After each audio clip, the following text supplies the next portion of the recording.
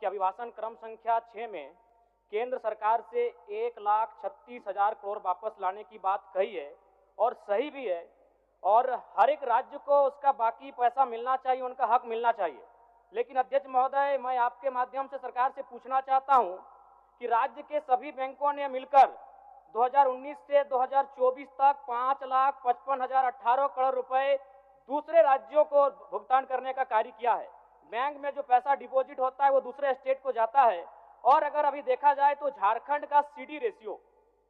मात्र 36% है, जबकि आप तुलनात्मक अध्ययन करें तो आंध्र प्रदेश का सीडी रेशियो 110 के आसपास होता है, तमिलनाडु का सीडी रेशियो 115 के आसपास होता है। अगर और सबसे महत्वपूर्ण बात कि बैंकर समिति के अध्यक्ष माननीय मुख्यमंत्री होते हैं, अगर इस पैसे को हम लोग बचा के अपने राज्य में ले आते हैं तो लोन के माध्यम से यहाँ के युवा, यहाँ के महिलाओं को अगर निर्गत कराते हैं तो बहुत बड़ी समस्याओं का निदान होगा। इसलिए मैं चाहता हूं कि सत्ता का ध्यान इस ओर आकृष्ट हो। मैं आगे अध्यक्ष महोदय, राज्यपाल महोदय ने अपने अभिभाषण में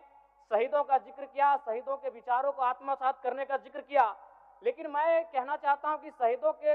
उन्हें माला चढ़ाना, उनके विचारों को आत्मसात करने से कहीं ज्यादा जरूरी है शहीदों को सम्मान देना। मैं एक झारखंड, चूंकि माननीय मुख्यमंत्री भी झारखंड आंदोलनकारी के सुपुत्र आज वो मुख्यमंत्री हैं, मैं भी एक झारखंड आंदोलनकारी का बेटा हूं, आज मैं विधायक के रूप में आपके बीच हूं, लेकिन आज असंख्य झारखंड आंदोलनकारी के परिवार है जो अक्षत विक्षत हो चुका है। इसलिए मैं चाहता हूं जिस प्रकार एसटी आरक्षण, ओबीसी आरक्षण और एससी आरक्षण, ईडब्ल्यूएस आरक्षण के साथ झारखंड आंदोलन की लड़ाई लड़ने वाले आंदोलनकारियों के परिवार को, आश्रितों को 5% आरक्षण की व्यवस्था की जाए, ये मैं सदन से मांग करता हूं। अध्यक्ष महोदय, थोड़ा सा और समय लूंगा। अब हो गया जयराम, जब सरकार का उत्तर होना है, अब सरकार फिर बाद में